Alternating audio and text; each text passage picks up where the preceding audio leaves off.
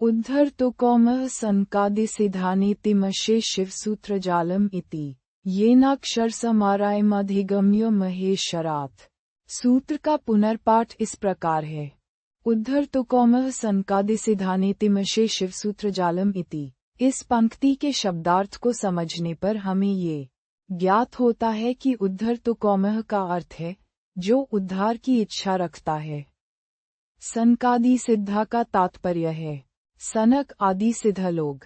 ये संकेत करता है कि ये सिद्धजन ज्ञान के क्षेत्र में प्रतिष्ठित हैं।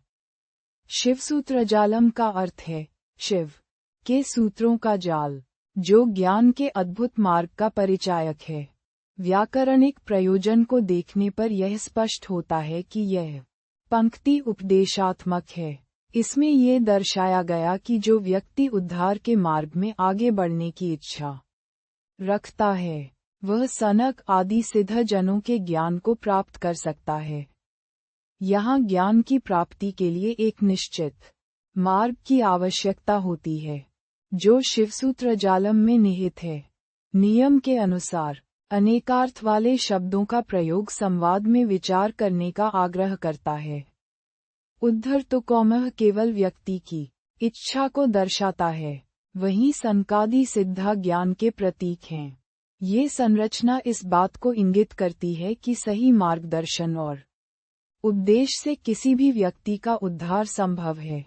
उदाहरण के लिए, अगर कोई व्यक्ति अध्यात्म के क्षेत्र में सच्चे ज्ञान की खोज में है, तो उसे सनक तथा अन्य सिद्ध जनों की आज्ञा और उपदेश का अनुसरण करना चाहिए।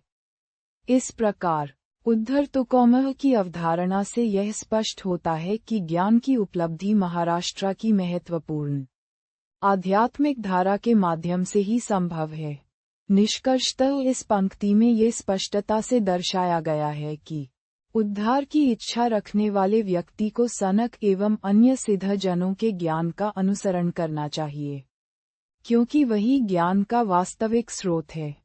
शिवसूत्रजालम में निहित ज्ञान व्यक्ति को उसके उद्धारण की साधना में सहायक सिद्ध होता है।